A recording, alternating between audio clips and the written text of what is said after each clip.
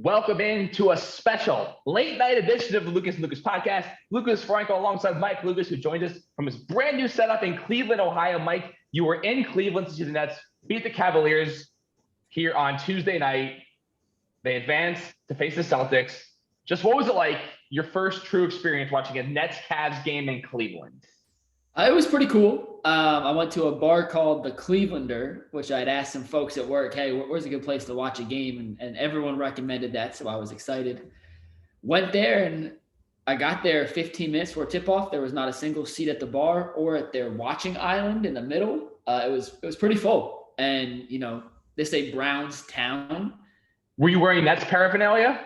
I was wearing this shirt. I went black and white. I didn't want to. So no one knew that you were a Nets fan. I did not want to cause any trouble until I knew anybody. I was the only Nets fan in there. I can assure you that. There was 100 Cavs fans, so I didn't want to be that guy. But I did root for the Nets. I talked to a couple people at the bar there. They, saw me cheer and they go, "What the hell are you doing?" And I was like, "Well, I just moved here. I'm from New Jersey. I'm a Nets fan. Everyone here is super nice." So had a little friendly banter. I will tell you, when the Nets were up by 20 at the end of the first quarter, you could have heard a pin drop. And then as the Cavs kind of started to come back, there was a little more life that entered the bar. And I will say this about Cavs fans. They cheer about everything. They were down 16 and Darius Garland made a layup. And if you weren't watching the game, you would think they just had a ESPN top 10 dunk or some absurd play to ignite the crowd. It was frankly a nothing play. But they were into it. It was fun. Got some good burger, a couple beers. It was a good time. All right, so listen, I didn't really like this game at all. The Nets won 115-108. Obviously, they were up by 20, led by as many as 22, I believe. They ended up winning by 7 points. Cleveland didn't go away the entire game. They could have rolled over at any point. They didn't. So I don't feel great about it. I just didn't like the way that the game went. I don't feel good coming out of this game. I wanted to listen, obviously, this isn't the postseason. This isn't, it wasn't a do or die, win or go home game. This was a playing game. If the Nets lost, they would have been alive. But for me, I don't know. I'm just not really gonna jump out of my pants for this one. Obviously, when the Yankees have won one game playoffs in the past, it felt like they've won the championship.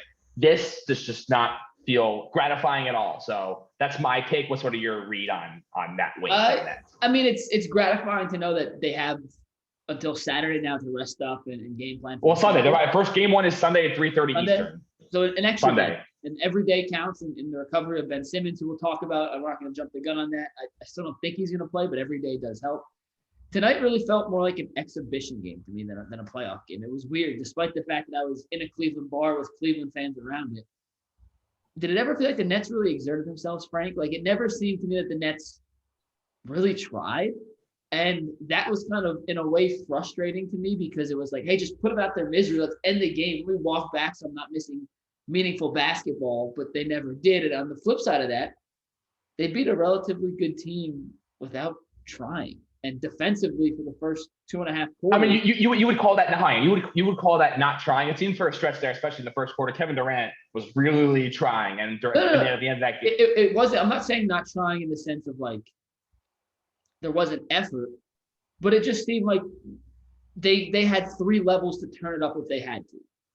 And Kyrie played out of his mind. Nick Claxton played great. They had some great individual performances, but as a team, it just seemed like they knew they were the better team. They went through the motions, and the motions for them was good enough to beat a depleted Cavaliers team. It felt like the intensity wasn't necessarily there from the entire team perspective. And I think on the one hand, like I said, it was frustrating because they could have won today by 25 points. But also I think it's encouraging to see them beat a team that is giving them trouble this year, especially on the defensive end of the court, without exerting a ton of effort. Like, I think that does play a role a little bit. So in your mind, this was the Nets. They just they didn't go full throttle. This wasn't, this was, you think they have. I never felt the Nets played like they felt they were threatened. I think they cruise controlled the entire way through the game. And if push came to shove and the Cavs tied it up late, I know you don't want to play with this line, but they had the notch to turn it on. And as soon as they went that run late in the first quarter, I don't think they ever fully put their foot back on the gas pedal. They were on cruise control for the next 36 minutes. So this was a really, really weird game. The Nets scored 40 points in the first quarter. We're by 20 points after one. It felt amazing. Then in the first 10 minutes and 48 seconds of the second quarter, scored 8 points. They scored someone tweeted that. It was a great tweet. Who tweeted that? It was a great tweet. I don't get enough love on my Twitter for my tweets. I do an incredible job on Twitter. So that was a great tweet. I also had another tweet. I tallied it up. 4 out of the 6 Yankee home runs as of 9:49 p.m. I like this. We need to. I will promote this. This is a great stat for anyone listening out here. If you don't follow Frankel, this is a great stat. Actually, takes credit. So as of 9:49 p.m. Eastern on Tuesday night, the Yankees have had 6 home runs this season. 4 of those home runs would have only been a home run in the Yankee Stadium. Like every other ballpark, an out or like a double. But Yankee Stadium, 4 out of 6 home run. Pretty wild stuff. So I've always been triggered by the Yankee Stadium, Little League Stadium, ballpark or whatever. But I really now, thanks to a new Twitter account called Would It Dong. Great Twitter handle. Yep, great. Were you aware of this Twitter handle before tonight? Only because they mentioned it on part of my take this week. Right. So I actually heard about it the day before. On Sunday, I was talking with a coworker and they brought it up to me. I was like, this Twitter account like tweets all this stuff. And all of a sudden, part of my take's talking about it on the next day. So I don't know if this is a new thing for this season or how long this has been around for. I've never known about it until Sunday, but now I know about it. And every home run the Yankees hit this year, I'm going to tweet about it. And at the end of the season, we will truly see whether Yankee Stadium is a quote unquote Little League Stadium. Because I'm just really curious to finally figure that out. Now I have the means to do so. Either way, we'll get the Yankees, whatever. Let me just check to see how they're doing right now. I didn't watch a single second of the Yankee game tonight. And as of now, they are up 3-0 in the bottom of the 8th inning. Wow, shocking. Very shocking. Nestor Cortez, 4 1/3, did not allow a run. All right, pretty cool stuff there. Hopefully the Yankees don't blow in the 9th inning because they have a tendency to do that. Kyrie Irving, 34 points, hit his first 12 shots. He was awesome. I texted you he was going to play a perfect game, and then I believe after that he missed like 3 or one for his last 4 after I said that. But Kyrie brought it tonight. Him and Durant, I mean, when push came to shove, they really brought it. I want to add one thing about being in a Cleveland bar tonight. Every time Kevin Durant took a fadeaway, the people who don't watch him on a nightly basis were like, great defense, that's not going in. What the heck? How? And to see the amazement on their face almost every time he shot the ball was awesome. Also, Cleveland fans hate Kyrie Irving. And to see him go 12 for 12 to start or whatever it was awesome because the disdain that they have for Kyrie for the way he left and just, I guess maybe he wasn't the biggest fan favorite when he was here. I don't exactly. I know he left not on the best terms, but only the biggest shot in franchise history. But yeah, hate the guy all you want. Yeah, well, to see him do what he did to start that game was electric. He was unbelievable. I mean, the end of the second quarter, end of the first half, 8 points in 48 seconds for Kyrie. I mean, so the first 10:48 of the quarter, they scored 8 points. Last minute 12, they scored 9 points. That's amazing. It makes no scientific sense at all, but that's what happened. Seth Curry, absolute zero. I don't know if he was hurt obviously he's been dealing with the ankle thing. So I guess we'll see what he says after the game. But man, Seth Curry gave the Nets absolutely nothing. If he were to hit 1-3 at some point during the game, I feel like this game's a lot more stress-free. I never really got to the point where I was really freaking out. There was a brief stretch, but Kevin Durant answered every single time.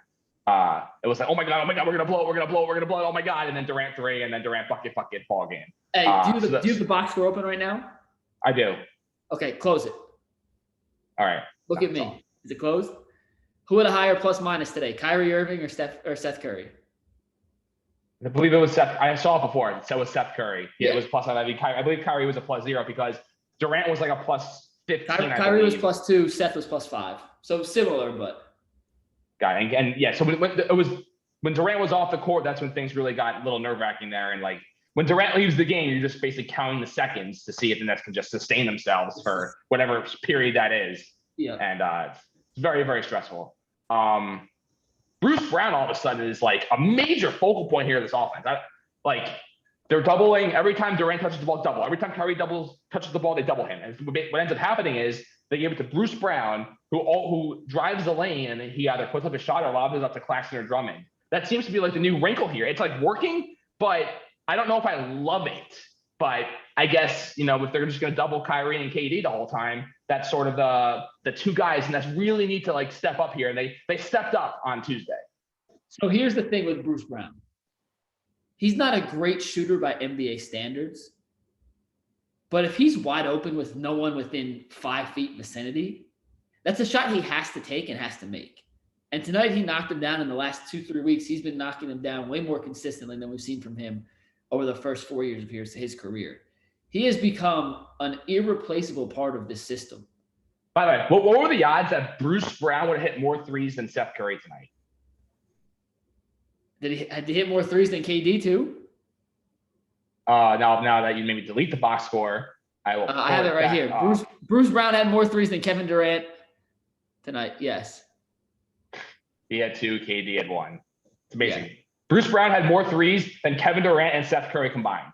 Yes. It's absurd. It's absurd. And the way teams are defending the Nets right now, whoever's in that short roller position is going to get wide open looks. And that's why Brown and his ability to defend bigger players but be small and stay out on the perimeter that deep extends these defenses so far that it's damn near impossible to cover both at the same time. If you had a bigger guy like LaMarcus Aldridge or someone setting that screen and they only roll to the high post, the spacing is still there, but it's not so spread out that you have to commit one way or the other. You can kind of guard 2 with 1. So Bruce Brown, I'm telling you, Frank, for a role guy who they traded Musa and a second-round pick and a copy machine for, has become, honestly, maybe their third most valuable player outside of the big 2. Obviously, KD and Kyrie in their own league of their own. But outside of those 2, you can make an argument that Bruce Brown is up there with anyone else on that team is the most vital part of what they do. And Van Gundy was actually saying that on the broadcast that he is their third option on offense, which is really really hard to believe. Charles Barkley has been on the Nets bandwagon in the past. Now he is 1,000% off the bandwagon, which I guess makes me doesn't because he's like guaranteed championships for the Nets in the past. I remember with the kid Carter Jefferson years, he's like those 3 guys in the same team are winning the championship. And like last year, I believe he said Nets are winning the championship, and now he's saying that they have no chance of the championship, but they're going to lose to the Celtics in round 1. So. Obviously, the Nets are a flaw. Listen, they're not perfect by any means. But what do you make of Barkley making those declarations? I know you didn't watch the broadcast, but I can tell you what he said. And that's exactly what he said. He is very, very not high on this Nets team. Yeah, I mean, I think would it shock me if the Nets win the championship? No. And would it shock me if the Nets lose to the Celtics in the first round? No. I think they have the highest ceiling and the highest ceiling and the lowest floor of any of the legit contenders in the NBA this year. We don't know if Ben Simmons is going to play. All right. So speaking of that, so the Nets just tweeted out 25 minutes ago I guess getting ready for the hashtag Nets level unlocked with a picture of guys. And Simmons is in the picture. Sorry. So that leads us to our next topic here. Can I finish the Barkley thing real quick? We move on to Ben Simmons. What's the Barkley point? No, it's just the Nets are so unpredictable with who's going to be on the court. Is Bruce Brown going to make a couple of jump shots a game? Is Kyrie going to be locked in? Will they decide to defend? I don't think to declare they have no chance at winning. I think that's outrageous because they have Durant and Kyrie Irving, and that's enough to win a championship by itself. But to assume that they're just going to march to the Eastern Conference Finals or get past Boston even in this first is equally as unfair a declaration to make. I like the Nets' chances against every single team in the NBA besides the Bucks, which is why it was so critical that Boston got the 2 seed. I'm not saying we're locked to beat Boston by any stretch. I just feel like Milwaukee would have beaten us in probably 5 games. Boston, they'll probably beat us in like 7 games. But either way, that's still a much better chance. And and obviously when you have Kevin Durant and Kyrie Irving on your team, you have to like your chances against anybody in those situations. So that's where I stand on that. As for Ben Simmons, first of all, he was wearing lamb. Yeah. I don't know if you heard that. Yeah, they said he was. I don't get. Have you ever heard of any other human being on planet Earth wearing lamb? Only when you're allergic to latex and you can't wear a regular condom. I mean, do they sell lamb? I've never even heard of that. I've never like looked at a store. Not that I'm like a big shopper or like clothing aficionado, but I've never seen anywhere lamb being like a fashion sense. Yeah, I'm not a fashion guru either, Frank. So I can't tell you like that's the hot new trend. But Ben Simmons, hey, you know what? If you're 6'10" and pull girls like Ben Simmons does, I think you could honestly wear a trash bag and you get 1 million likes on Instagram. Like it's not being 6'10" and good at basketball and rich. It's just not fair. So Steve Nash, who I just don't believe a word he says anymore. I think he's not believable in any sense of the way. He's really lost me this year with everything. Every comment he's made about injury, I'm at the point where I don't even listen to it. It goes in one ear and out the other, and then that's how I process it. Because the whole year, whether it was Joe Harris, whether it was being adamant, the Nets are not trading James Harden. The Nets are not trading James Harden. What do? They trade James Harden. Whether it's about Kevin Durant's injury recovery, whether it's about now it's Ben Simmons. Like every point of emphasis with the Nets this year, he has just been completely not believable and wrong, whether he's trying to hide something or whatever. So I don't believe a single thing he says. Regardless, Shams tweeted earlier in the week that Ben Simmons has a chance to play in round one. As we just said, the Nets tweeted this picture on Twitter of Nets like round one, here we come. And Ben Simmons is in the picture. What do you believe? Because I have no idea what to believe. He seems to be in good shape. He seems like he's taking shots. Nets have been very subtly throwing him Instagram videos, taking running jump shots, hitting threes, moving well, looking good. So yeah. How shocked would you be if on Sunday at 1:00 Eastern, Woj tweets, breaking news, Ben Simmons to make his Nets debut. I've told you this against the Celtics. I've told you this the whole time from the information I had when Simmons was traded to the Nets to today. I believe the Nets traded for Ben Simmons with the intention of him playing in the regular season this year, and then he faced some setbacks as he was ramping back up into game shape that has kept him out until now. I do not know how close he is to returning. I do not know how much progress he's made with his lower back issues, but I do know that Ben Simmons, when he got to Brooklyn, was not fat and out of shape. He just wasn't in game shape yet. And if the back heals up, I expect Ben Simmons to play. I know I'm in the not necessarily play in game one. No. Just in this series, just like Rob Williams, it won't be there game 1 or 2. I think by the middle of the series, we see both back on the court. That is not coming from any inside knowledge. That's just if the Nets knew he couldn't play, I think they would just say Simmons is done. He's done. We're shutting him down. The fact that they keep toying with this idea that he might be able to suit up for them at some point in the postseason gives me a sliver of hope, and maybe it's just fandom hope that I'm hanging on to, but a sliver of optimism that they believe that at some point he will be able to contribute, whether that's 5-minute stretches, whether it's honestly the last 2 minutes of a game just defensively. They put him in maybe one possession at the end of each quarter, so he doesn't have to play offense. But in my mind and my heart of heart, if they believe that Ben Simmons was not healthy enough to play this postseason, they would just shut him down now, end the narrative, have the question stop, put a kibosh to it, and say, hey, the guys we have who are healthy are the guys we're going to go to war with. The fact that they keep giving us this hope that Ben Simmons might play leads me to believe that they actually really hope, too, that Ben Simmons could get back in the court. Yeah, I feel like he's playing at some point. And just because the fact that Steve Nash has been so pessimistic about it, just leads me to believe he's playing. Because, like I said, anything Steve Nash says, I just believe the opposite. So if Steve Nash says that he's barely doing anything, that means he's probably doing 5-on-5 full game scrimmages with no one knowing. I'm not being I'm laughing because you're right. Yes, whether he's intentionally misled, lied, and the fact that net social media is constantly pushing Ben Simmons doing stuff, come on, he's playing. Whether he could last, how effective he is, that's all remains to be seen. But the Nets need him. They need him to guard Jason Tatum. They need him to guard if they advance Giannis in round 2. I just don't see the Nets getting past the freaking Bucks, because the Bucks are just Giannis. You'll see it in the playoffs. They're going to sweep the Bulls, and it's going to be. If Giannis is healthy, the Bucks are going back to the finals, and that's where it stands. All right, so last day of the NBA season. And this is the whole point of contention: are the games of the season lasting too long? Milwaukee tanks, they lose to Cleveland, leaving the Celtics at the later game. And the NBA screwed this up. This should have been both teams at 3:30, so that way the Celtics wouldn't know where they stand. But either way, the Celtics knew that if they beat Memphis, that they would be the 2 seed. And they went out there and they played all their guys, and they won. They got the 2 seed. I guess I was more surprised the fact that Milwaukee backed off, because they could have easily won that game. Easily. But they rested all their guys. I don't know if it was the intention of how aware they were? I'm sure they were aware. Do you believe that Milwaukee intentionally tanked to get to the 3 seed? Yes or no? Absolutely. 100%. Listen, I will tell you this.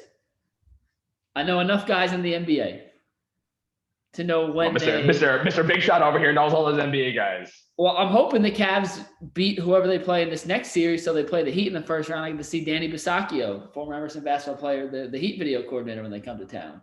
So I could just tell you this. Teams aren't stupid. I don't necessarily know the reasoning why Milwaukee ducked Brooklyn. I think personally, if you're going to play Brooklyn, the earlier you play them, the better in the postseason. Less chance for Ben Simmons to come back, less chance for them to figure out a rotation with all these guys who still haven't played, frankly, that much basketball together. I'd rather play them in the first round than wait. But Milwaukee wanted to play Chicago in the first round. They're going to waltz through Chicago. I'd be shocked if it goes more than 5 games. And I think they looked at it as an equation of, hey, let's let Boston and Brooklyn beat each other up. They'll take out one of the teams that we'll have to face later, and we'll be fresh in the second round when they're coming off a war. So I think that was their mindset, but you don't rest Giannis, who's in the MVP race. You don't rest Middleton. You don't play Drew Holiday for 8 seconds to pick up a foul and pick up a $300,000 check, then come out the game just because. That's an intentional and deliberate move, Frank. And if not suggesting you're saying it's not, but anyone who says, oh, they want to develop, no. They wanted to rest their guys. They wanted to lose that game, and they did everything in their power to make sure that Cleveland won. I thought for sure that the Bucks didn't fear anybody, but who knows? Maybe that shows a sign of weakness or something, and that's somehow get past Boston. That this could be Nets will be a little motivated here to show you avoided us, now we get to face you. We'll see. Either way, we'll see what happens. So it's Nets Celtics. The odds open Nets minus 140, Celtics plus 110, and in the last 20 minutes since we've been doing this podcast, the odds have shifted. It's now Nets minus 120, Celtics plus 100. So Nets have moved from minus 140 to plus 100 here in the last 20 minutes. Seriously? So minus 140 to minus 120. So I thought minus 140 was a little bit surprising. I thought that was a little slanted in the Nets' favor, but now it's sort of going back to even. I wouldn't be shocked at all if by tip-off on Sunday to win the series, Celtics are favored. So that's where I stand on that. Celtics fans seem like they're going to be confident. Obviously, Time Lord Robert Williams. By the way, do you know why he's called Time Lord? Yes, actually. So he's an A&M guy, but it didn't start at A&M. Time Lord became a thing because when he jumps, he floats, and it looks like he freezes time. Because he's a freak athlete. Freak athlete, just an athlete thing, yeah. Got it. All right. So sounds like he won't be available for the series. How do you feel about the Nets' chances in this series? Obviously, Tatum is incredible. One of the top 5 probably, I would say, with Embiid, Durant, Giannis. Where do you put Tatum in the hierarchy of most unstoppable players in the league? Obviously, you have Giannis, you have Embiid, you have Durant, Luka, Steph Curry, Luka. Where is Tatum in that mix for you? He's top 10. He's top 10. And he's one of those guys, and there's a bunch in the league, and he does it more consistently than others, which is why he ranks so highly. But when some of these elite offensive players are making shots, there's no defense that can stop them. It doesn't make a difference if you have a hand up. You could play perfect, fundamentally sound defense, and Durant's still going to make a shot. Karl Anthony Towns is the same way at 7 feet tall. There's just certain guys that you can't stop if they're making shots, and Tatum has developed into one of the elite playmaking bigs in the NBA. Elite. Let's go. Focus. My phone was blowing up behind me. I was trying to see who was blowing me up, but it was nobody important. So, but it was. But yes, they are. Tatum's awesome, and Durant is awesome, and I think it's going to come down to which team can control the pace of the game better. Boston wants to slow it down, make you play deliberate, and on the one hand, that plays into the Nets' favor because outside of Tatum, the Celtics don't really have a ton of shot creation. And I watched a game, Mavericks-Celtics game on Sunday afternoon a couple weeks ago. I think Dallas won 95-92. and they pretty much just double teamed Tatum as soon as he got across half court and forced someone else to go 4-on-3 against them. And Brown's a good scorer, but he's not a great creator for everyone else. So you have really 3-on-2. And without Time Lord, they lose that lob threat at the rim. I like the matchup for the Nets. I mean, if the Nets can just not give up 120 points a game, I think they can score. And it's going to come down to, in the fourth quarter, who's going to make more tough shots? Tatum or a combination of KD and Kyrie? You just got to get the ball out of Tatum's hands, whatever it takes. You just got to make someone else beat you. I guess for a living, it's Jaylen Brown. But after that, I mean, they have Marcus Smart. I know who the guy they got from the Spurs. I can't think of his name at the moment. But either way, just make Tatum give up the ball and take your chances, because Tatum's going to get his. He's going to average like probably 30 or 35 a game in the series, and that's going to be what it is, no matter how they stop everyone else. So what's your prediction? Who wins in the series? Nets in 6. Nets in 6. I hope so. I think this says Nets in 7 written all over it.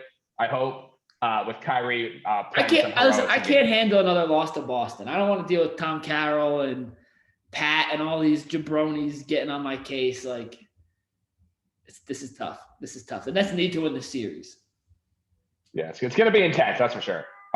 So as we said, the Nets went from -140 to -120 in about 20 minutes. So we both like the Nets, obviously. Elsewhere in the East, Sixers, Raptors. Matisse Thybulle, who I didn't realize this at the time, is not vaccinated. Hence the reason why he was not included in the James Harden trade. Now he'll be ineligible to play at least 2 of the games in Toronto. And if it goes 6, then he'll be ineligible for 3 of those games.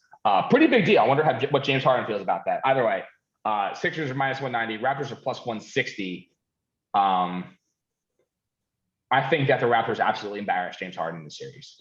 He absolutely craps his pants, and Toronto wins in like 6. That's my prediction. Yeah, the Raptors have no answer for Embiid and every answer for Harden. It is a yin and yang thing. I think there's a chance that Embiid absolutely dominates this series. He takes the MVP voting personally and makes it his mission to go out there and save Doc's job, save Eli's job. But the Raptors match up better. Wait, is Eli attached to Doc Rivers? No, but when a new coach comes in, they usually bring a video guy. Very few video guys just stay. I would say if the Sixers lose the series, Doc's out.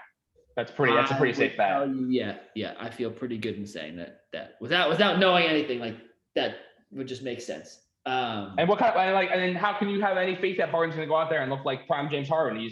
Every game he's shooting like 3 for 12 from the field, and he's scoring like 15 to 18 points and getting his assists, but he is by no means superstar James Harden anymore. I mean, can he bring it back here for the playoffs? Who knows? He can't. Let me say, he can't. James Harden. Shout out to the Nets for getting anything back for James Harden. Honestly, really, what are you talking about? James Harden is the fact that they were able to get anything back for him. You're saying it like they're like he's worth nothing. He's worth nothing. Maybe now he's worth nothing. So the Celtics lose to Toronto. Do they give him the extension? I think that the extension is already signed.